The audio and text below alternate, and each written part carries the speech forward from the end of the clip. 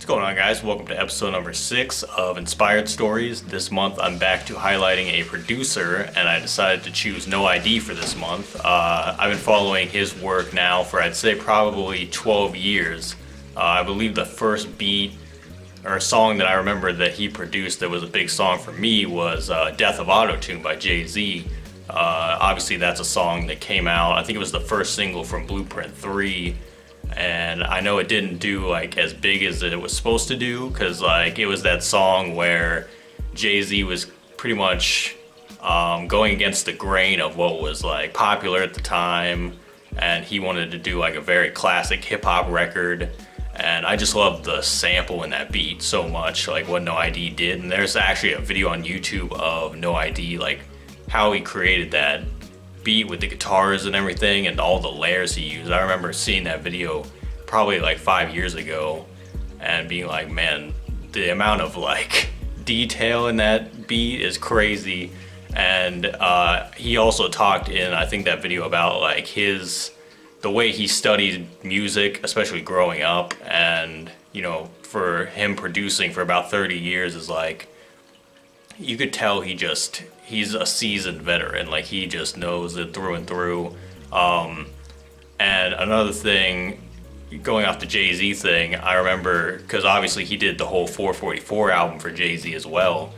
And I remember when that came out, it was just such a breath of fresh air. And I remember seeing an interview that he did around that time about working with Jay on the album and sending ideas back and forth. And a thing that's always stuck with me is he said that Jay-Z would hit him up and ask him, you know, what ideas do you have for me? And he would just say, you know, I'm just working on getting better. Like, and I was like, man, this dude's like 40 whatever years old. He's worked with, you know, Logic, he's worked with Common, Kanye, Snow Allegra, all these artists, amazing people that he's kickstarted their career. But like, he's still a student at the same time. Like, not only does he have all this, you know, wealth of information, but he's also willing to learn still and grow as a music maker. And that's just a testament right there. Like, that's where I want to be one day. I want to be hopefully doing it still at that age, but also still learning and being open to new things and just always getting better. So that always stuck with me about him. And obviously, you know, No I.D, he still produces and everything. He's got a lot of songs that have come out recently still.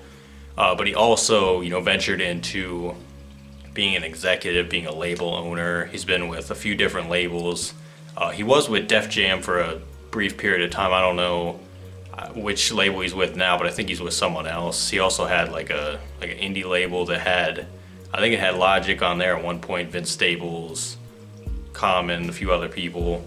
But yeah, like No I.D for me, man, he's just such an underrated producer and really just an essential person in music. And I've heard nothing but good things about him. You know, hopefully one day I can meet him, because I've just heard has just a lot of wisdom and a lot of great advice to give people all the time.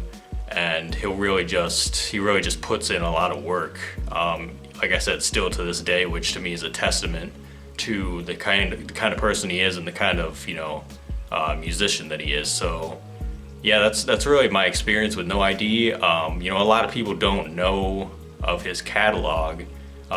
Every time he gets brought up, there's some people that, if they're not super into production and producers, they might not know who he is.